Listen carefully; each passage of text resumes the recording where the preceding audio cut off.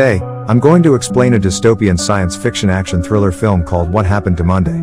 Spoilers ahead. Watch out and take care. In 2043, the population of the Earth has multiplied many folds. There is a massive shortage of resources of all kinds.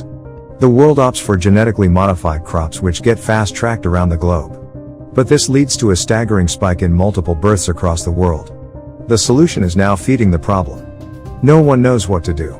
Political activist and renowned conservation biologist Dr. Nicolette Kamen has prompted the Federation to institute a one-child-per-family policy. A bureau called Child Allocation Bureau, CAB, is formed to enforce this policy.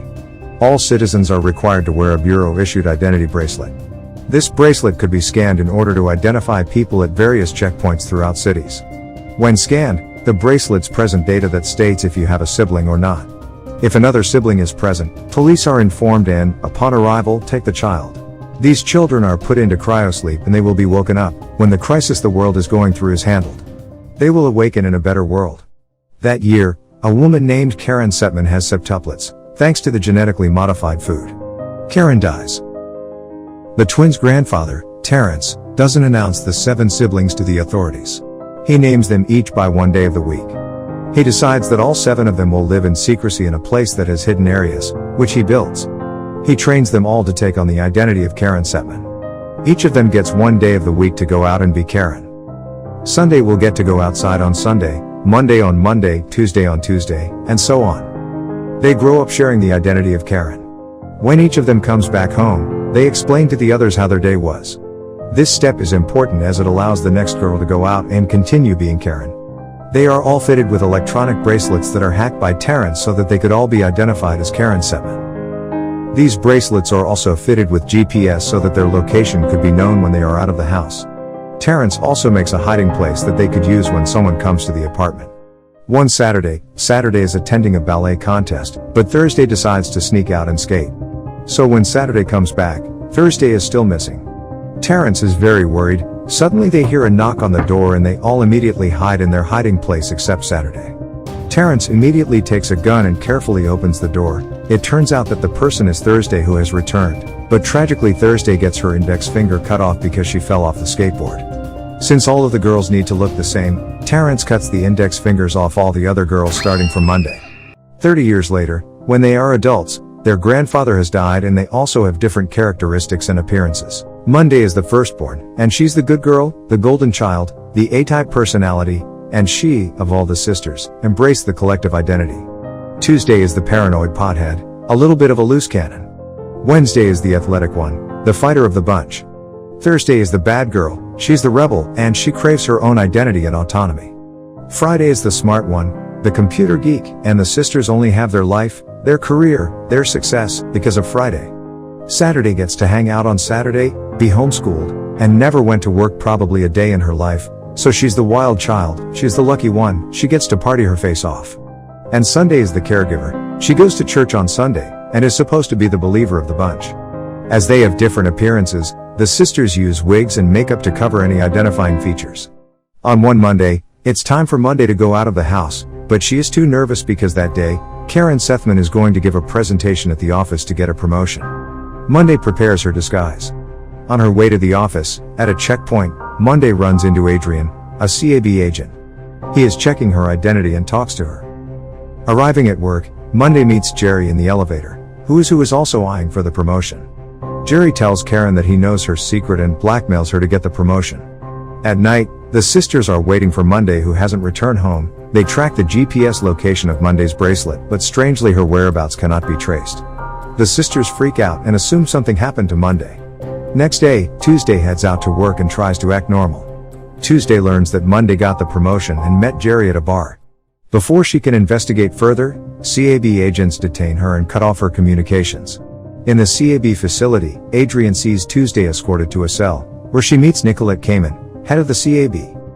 Kamen reveals that she knows that Tuesday has many siblings, and she knows there are still 5 of her twins living in her apartment. Then a CAB agent named Joe grabs Tuesday and points a knife at her. In the apartment, the 5 remaining sisters begins to panic. Not long after, CAB agents come and enter their apartment with Karen's eye, to bypass a retinal scanner. A fight ensues between the CAB agents and the sisters. The sisters manage to defeat the agents, but Sunday is shot and she dies. The remaining 4 sisters are crying over Sunday's death, and getting more depressed.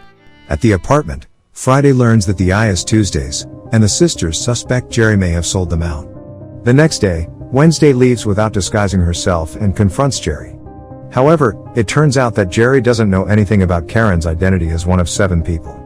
All he knows is that Karen has a contract with Nicolette Kamen. He reveals that Karen got the promotion when she sent millions of euros to Kamen to fund her campaign. He doesn't know any other detail. Not long after, a CAB sniper kills Jerry, so Wednesday immediately flees his apartment, but unfortunately, a CAB agent, Joe, manages to corner Wednesday. He finally shots her dead. In the twins' apartment, someone knocks on their door. Only Saturday, Friday and Thursday are remaining in the apartment. Friday and Thursday immediately hide, and Saturday opens the door. It turns out that the person is Adrian, a CAB agent. Adrian flirts with Saturday, however Saturday doesn't recognize this person. Saturday finally realizes Adrian has a romantic relationship with one of them. Adrian invites Saturday to go to his apartment. She asks for a timeout and goes in to meet with her sisters. Thursday tells Saturday to go with Adrian because Adrian is a CAB agent, so they might get a clue about Monday's whereabouts. Friday also tells Saturday to secretly sync her bracelet with Adrian's to be able to hack into the CAB server. Saturday finally agrees and goes with Adrian to his apartment. At his apartment, Saturday digs information from Adrian. It turns out that Monday was the one who had been seeing Adrian. Then, Saturday secretly syncs her bracelet with Adrian's, as Friday suggested. This allows Friday to get access into CAB's servers. On a video feed, the sisters believe they have found Monday in a holding cell. After Adrian left his apartment, Saturday immediately tells Friday and Thursday that Monday was the one who had been secretly dating Adrian. At the same time, CAB agents arrive and kill Saturday in front of her sister's eyes. Not long after, Karen's apartment is raided by CAB agents led by Joe. Friday sacrifices herself by blowing up their apartment to allow Thursday to escape and rescue Monday. Now, only 2 twins remain, Thursday and Monday, who are still locked up. Adrian hears about the explosion at Karen's apartment and goes straight to the apartment. There, he meets Thursday, who directly confronts him in his car. Thursday assumes that Adrian was the one who had reported Karen. However, Adrian does not know anything about these 7 twins. Adrian now realizes that Karen is actually a septuplet, and he claims that love Monday. He finally agrees to help Thursday to rescue Monday. Adrian sneaks Thursday into CAB headquarters with a body bag. She is brought into the cryosleep room. There, she secretly records a child undergoing cryosleep. Instead of being frozen, the child is incinerated. When it is Thursday's turn, Thursday immediately kicks the officer and put her in cryosleep. Adrian helps Thursday to get out of the cryosleep room, and they find the cell where Monday is locked up. But it turns out that Tuesday is the one in the cell, with one of her eyes removed. Finally, Adrian and Tuesday are assigned to hack a video operator and show a shocking video about cryosleep at a fundraising event being held by Kamen. Meanwhile, Thursday search for Monday.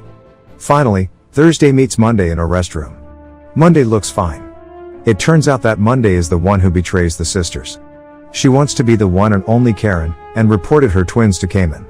Monday also sends large sums of money to Kamen's as bribes.